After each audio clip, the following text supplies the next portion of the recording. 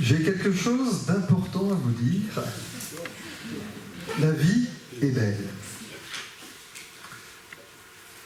On va aborder 3 petits points qui me semblent essentiels et même fondamentaux.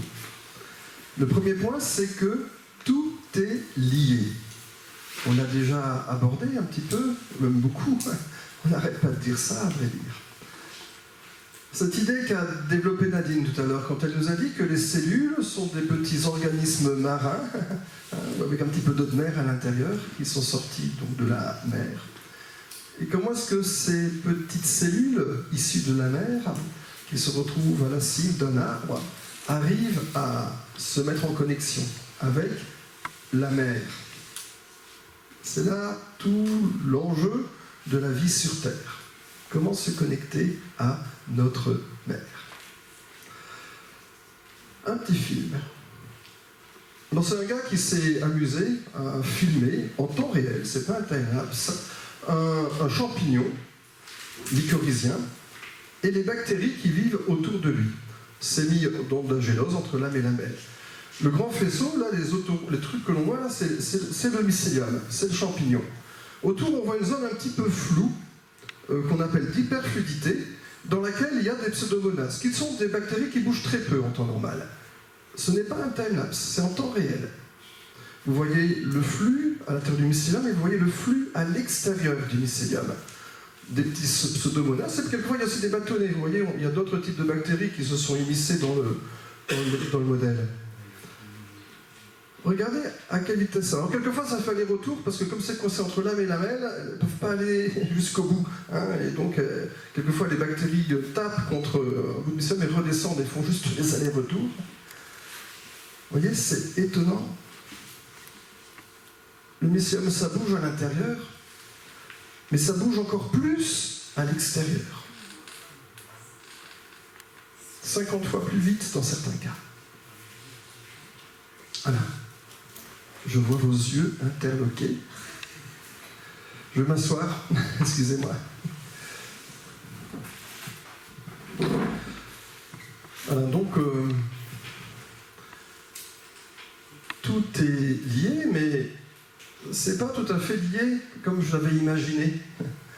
J'ai découvert cette vidéo il y a à peine un petit peu plus d'1 an.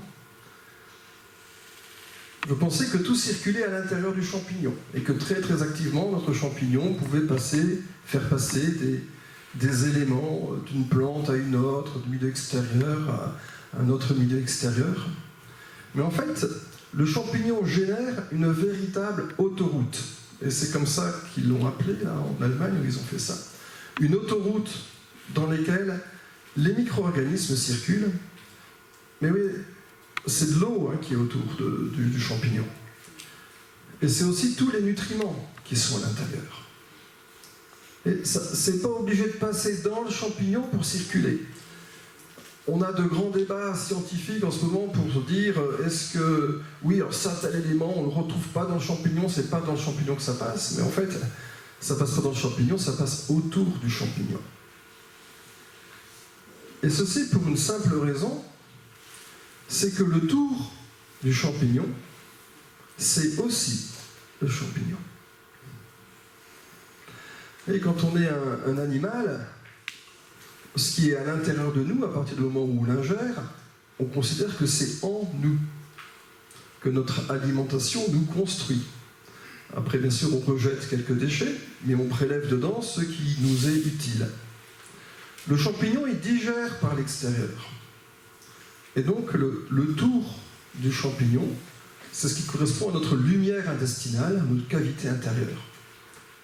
Tout le sol est l'appareil digestif du champignon. Et donc, par ces différents moyens, il relie différents compartiments du sol. On en a déjà évoqué plein avec les différentes interventions. Des compléments de carbone, des compléments d'azote, des compléments de potasse, des compléments de phosphore, de toutes sortes de micro-éléments. Également tous les résidus de dégradation des champignons.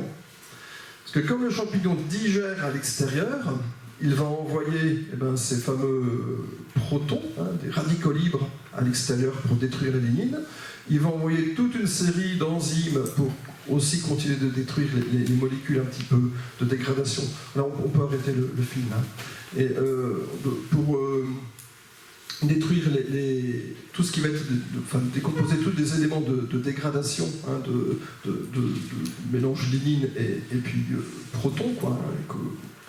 Et donc tous ces trucs-là, ça va se retrouver dans cette zone d'hyperfluidité et circuler à grande vitesse d'un endroit à un autre.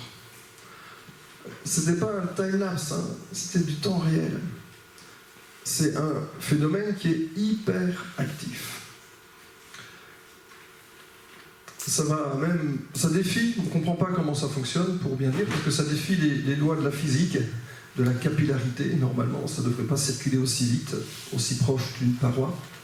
On ne comprend pas très bien ce qui se passe là-dessus. Il y a encore plein de théories, plein de gens qui réfléchissent là-dessus. Donc on ne comprend pas ce qui se passe, mais on voit que ça se passe. Et c'est ça qui est important. Et à partir de là, on va peut-être commencer à définir des façons de travailler avec le champignon. Donc quand un champignon met en lien des éléments les uns avec les autres, plus le milieu est hétérogène, plus il aura besoin de liens et plus le champignon sera présent. Vous voyez, c'est aussi un élément différent de notre agriculture qui cherche toujours à homogénéiser un lit de semences, l'incorporation de la matière organique, des choses très homogènes. Le champignon, il sert justement à réduire les hétérogénéités. Donc un des premiers éléments que l'on peut mettre en perspective, c'est que l'hétérogénéité du milieu favorise le champignon, favorise sa place dedans, le rend indispensable en fait même. Si les plantes consentent à donner en moyenne 20% de leur sel élaboré pour nourrir le sol, nourrir les champignons, c'est bien que c'est important pour elles d'avoir accès aux champignons. L'hétérogénéité et ensuite la digestion. On peut avoir à un endroit du sol une petite colonie d'une bactérie particulière qui va être très active dans la décomposition de la cellulose de consoude. Oui, un truc très spécialisé. Et lorsque vous avez une consoude qui pousse plus loin, ces petites bactéries vont pouvoir être véhiculées par le champignon et arriver jusqu'à l'endroit où il y a de nouveau un élément nutritif particulier à décomposer dans le sol. Donc le champignon va s'occuper en fait d'inoculer et de répartir les bactéries dans le sol aux endroits où il y en a besoin. Parce que le champignon digère, comme nous on digère, on a plein de bactéries dans notre corps, on parle de notre microbiote là, qui est associé à nous. Le champignon c'est pareil, il a plein de bactéries pour l'aider à digérer, et donc il va véhiculer ces bactéries, comme nous on les véhicule dans notre tractus intestinal, là, lui il va faire circuler ces bactéries pour les amener là où il y en a besoin. Tout est lié. Et donc, où est-ce que l'on trouve beaucoup de champignons et beaucoup de bactéries? Car finalement, ce dont on a besoin chez nous, c'est d'avoir un réseau mycélien bien développé et des collections de bactéries importantes pour pouvoir agir et décomposer tout ce qui va se présenter de disponible dans notre écosystème, dans notre parcelle. Ces endroits où il y a beaucoup de choses, ce n'est pas dans nos cultures. On part d'un sol nu, dans lequel il y a peu de plantes, il commence à avoir un petit peu plus de champignons, un petit peu plus de bactéries. On commence à nourrir en matière organique, en bois, en engrais verts, tout ce qu'on peut rajouter dessus. Il va y en avoir un petit peu plus. On va y rajouter une diversité de plantes, il va y en avoir encore un petit peu plus. Mais entre ma parcelle dans laquelle je vais avoir un couvert végétal d'une douzaine de plantes, plus une trentaine de dites mauvaises herbes, plus la plante que je veux cultiver, ça va faire qu'une petite cinquantaine de plantes, on va dire. Alors que dans le pré ou dans le bois, juste à côté, il y a 350 plantes différentes avec une collection et des collections de champignons et de micro-organismes bien plus considérables finalement. Pour tous les éléments dont je vais avoir besoin sur ma parcelle, la solution qui peut être utile à l'arrivée d'une nouvelle plante, à la décomposition de nouvelles formes de matière organique, se trouve à l'extérieur de ma parcelle. Et donc, le champignon permet ça, de mettre en relation un extérieur avec un intérieur. On est passé très longtemps à côté des champignons parce que justement, on n'a regardé que ce qui se passait à l'intérieur de notre parcelle, sans comprendre que tout ça toute cette richesse de vie nous était donnée et venait de l'extérieur. Et aujourd'hui, on a des personnes qui vont commencer à nous commercialiser des inoculums de champignons. On va mettre ça, et ça va être un champignon, 10 champignons, 40 champignons. J'ai mesuré sur un petit pommier de 2 ans, cultivé dans une zone sauvage, 187 champignons mycorhiziens sur un seul pommier de 2 ans. 187 réseaux différents. Dans les pommiers qu'on a en culture conventionnelle, on va dire, on a 5 à 7 champignons mycorhiziens seulement. Vous voyez, donc on a un pommier de culture qui peut se connecter à un petit nombre de réseaux, qui a accès à un petit nombre de fonctionnalités d'écosystème. Donc il faut qu'on supplée toutes les autres fonctionnalités que le champignon ne peut pas apporter. Et en milieu sauvage, naturel, on va avoir un pommier qui va être capable de se connecter à peu près tout ce qui est autour et bénéficier de tout ce que l'environnement qui est autour pourra apporter, et d'avoir tous les différents réseaux qui vont explorer tous les compartiments de matière organique et de minéraux différents dans le sol pour avoir accès aux bactéries et aux nutriments qui continuent de circuler à l'intérieur du champignon comme à l'extérieur du champignon.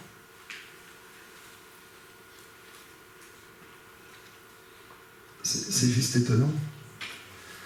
Et à force d'avoir regardé qu'à l'intérieur, on n'a pas vu que ça venait de l'extérieur, on n'a pas compris, et moi je n'avais pas compris, que tout ceci nous était donné. Et j'étais le premier à faire des essais d'inoculation de champignons, des glomus, c'était sur des framboisiers. Et en fait, quelquefois ça marchait, quelquefois ça marchait pas. Les fois où ça marchait, et qu'on a commencé à identifier les champignons mycorhiziens qui étaient sur nos framboisiers, ben, je trouvais que ce n'était pas ceux qu'on avait apportés. Ça, c'est quelque chose d'étonnant. Je vous file de la poudre de perlimpinpin dans laquelle je ne mets pas du tout de champignons. Je vous dis, ça, c'est un champignon. Vous allez l'utiliser et les champignons vont se développer chez vous. Sans une supercherie. Et nos témoins non inoculés fonctionnaient tout aussi bien que les parties inoculées dans les secteurs où ça fonctionnait bien. Les secteurs où ça fonctionnait bien, donc, c'était des secteurs qui étaient proches d'endroits où il y avait beaucoup de vie, beaucoup de biodiversité, beaucoup de champignons du sol, beaucoup de bactéries. Le simple fait de faire attention aux champignons, de commencer à ne plus trop travailler le sol, de commencer à leur mettre à manger la nourriture spécifique dont ils ont besoin, que ce soit du bois, que ce soit des vieilles luzernes, que ce soit des couverts végétaux en tout genre, eh ben, les champignons sont venus et ça a marché. Vous voyez, c'est juste cette idée d'être attentif, mais les fois où ça marchait, c'était les fois où on était proche d'un lieu où il y avait beaucoup de biodiversité. Et quand on est loin d'un lieu où il y a peu de biodiversité, eh ben ça marche un petit peu moins, c'est plus long à mettre en place. On est obligé de réinventer la biodiversité là où on existe, là où on vit, pour que ça se développe. C'est ce qui explique, à mon sens, sans que j'ai pu le démontrer expérimentalement, mais ce qui explique que dès qu'on commence à incorporer beaucoup de plantes, beaucoup d'arbres, qu'on crée toute une diversité végétale, va se mettre en place progressivement toute une diversité de micro-organismes et donc la capacité à avoir un sol vivant. Pour moi, je caractérise le sol vivant comme étant un sol qui est bien capable de digérer tout ce qu'on lui donne. Vous savez, quand on est un bon vivant, on mange plein de choses et puis jusqu'au moment où on a une crise de foie, puis ça ne marche plus. Hein, et donc on n'est plus un bon vivant hein, quand on digère mal. Voilà. Un sol vivant, c'est un sol qui digère bien. Donc on a vu que tout est lié. On a également vu que tout est donné, puisque ça vient de l'extérieur, et que finalement c'est juste une attention à avoir, à accepter et à accueillir ce don. Et le troisième point, c'est que c'est la crise de foi, quoi. C'est que tout est fragile. Et qu'à partir du moment où je commence à vivre avec un petit être dont le diamètre du mycélium est de l'ordre de 5 microns, 5-6 microns, la zone d'hyperfluidité, donc ça va nous faire un petit manchon d'une quinzaine de microns, vous voyez, 15-20 microns.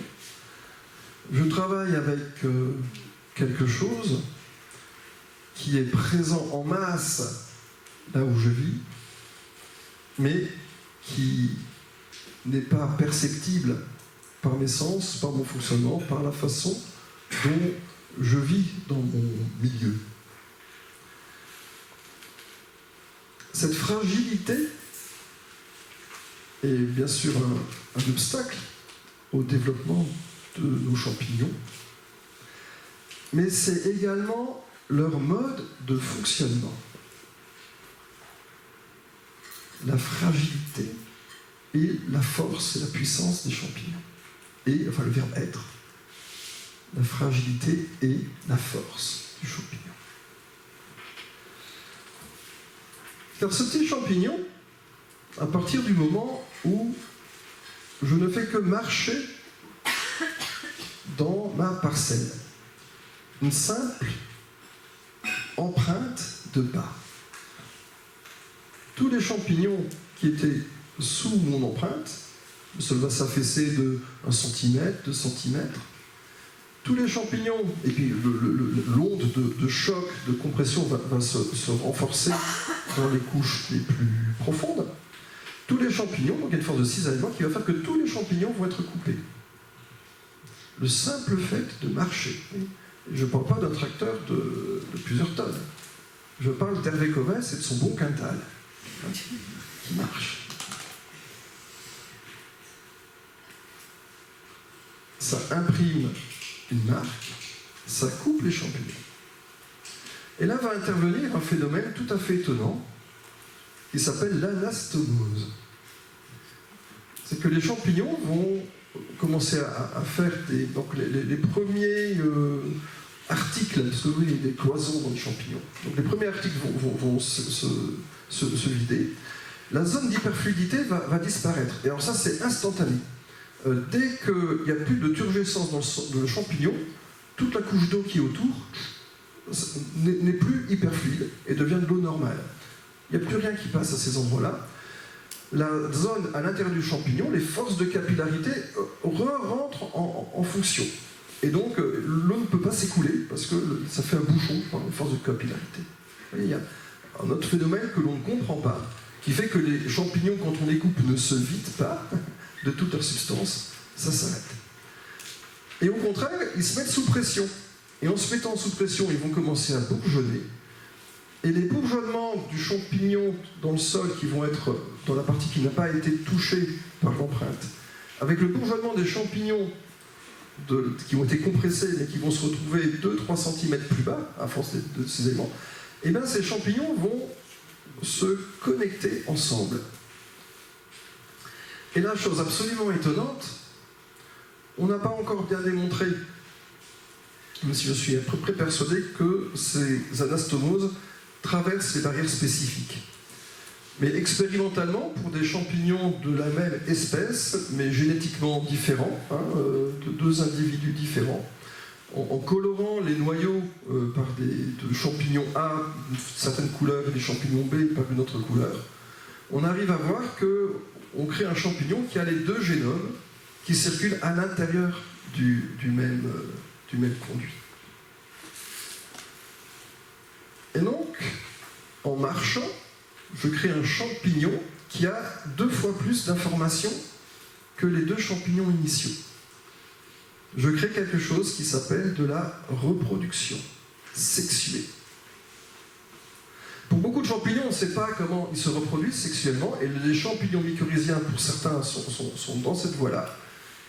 En fait, le simple fait que des animaux tournent autour permet cette recombinaison et cet appariement, qui n'est pas un appariement à N plus N chromosomes, car chaque fois que je marche, je vais mettre en relation d'autres champignons ensemble, et on arrive à trouver des glomus, des gloméromycètes, qui ont jusqu'à 1 millier de génomes différents à l'intérieur du même canal. 1 millier de fonctionnalités différentes. C'est comme si nous, dans un même organisme, les 1000 personnes qui sont autour de nous partageaient leur génome pour avoir encore plus de fonctionnalités, plus d'adaptativité aux hétérogénéités du milieu. Et comme, en marchant, on va créer en plus de nouvelles hétérogénéités, le champignon issu de l'appariement de 2 nouveaux êtres aura plus de chances de pouvoir coloniser ce nouveau milieu compact et de pouvoir l'utiliser et de pouvoir en extraire, le digérer, en extraire quelque chose qui peut être utile pour tout le réseau qui est autour. J'en suis arrivé, moi, à l'idée que le passage des sangliers dans mes truffières s'empreinte de part. C'est ce qui permettait la sexualité de mes truffes. J'en suis arrivé quand on a mesuré ces histoires de glomus, avec 1000 génomes à l'intérieur d'une même spore, à me dire que finalement les champignons ont fait d'une fatalité d'être petits et écrasables, et donc facile à détruire, on en fait une force absolument prodigieuse. Donc vous voyez cette fragilité, tous les chaos que je peux créer dans mon environnement peuvent être source d'une richesse, d'une abondance, à condition que le chaos soit réalisé de façon hétérogène. Et aujourd'hui, lorsque je vois un sanglier retourner ma truffière, je me dis « Waouh, il y a du chaos !» Il mange quelques truffes, mais il permet la sexualité. Peut-être, on ne l'a pas encore démontré, mais il permet à la sexualité des champignons d'intervenir. Et lorsque je vois un maraîcher qui en a marre d'avoir son chien dent qui se développe et dit « Bon, ben là, je remets un coup de charrue dans ma plate-bande », donc je crée un chaos. Et comme je ne le fais que sur un petit secteur, les champignons vont pouvoir recoloniser ça et remettre en place un nouveau dispositif. Vous voyez, c'est très différent de passer un coup de charrue sur 4 mètres de largeur, que de passer un coup de charrue sur 10 000 hectares d'un seul tenant. Chaque fois que je crée des hétérogénéités, chaque fois que je crée du chaos, chaque fois que je détruis de la vie, si je le fais à petite échelle, à petite dose, en le répartissant dans mon milieu, et bien finalement je crée de la vie. Ces morts-là, ce ne sont pas des morts inutiles, ce sont des morts qui régénèrent plus de diversité finalement. Voilà, la vie est étonnante, la vie est belle. Tout est lié, tout est donné, tout est fragile. Ça mériterait qu'on redéfinisse et qu'on réfléchisse finalement à une agriculture qui mette en lien, donc ça veut dire quoi être agriculteur, quoi, être maraîcher, être paysager, être producteur de magrets agroforestiers, c'est finalement quelque chose qui pourrait être une espèce de chef d'orchestre, pas tellement le mot chef d'orchestre, mais de facilitateur, de lien, de reconnaître le lien entre toutes choses, d'accepter le don et donc de s'ouvrir à tout ce qui peut venir de l'extérieur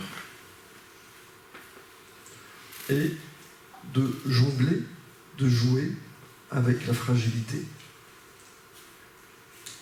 qui, je crois, est notre principale force. La vie est belle.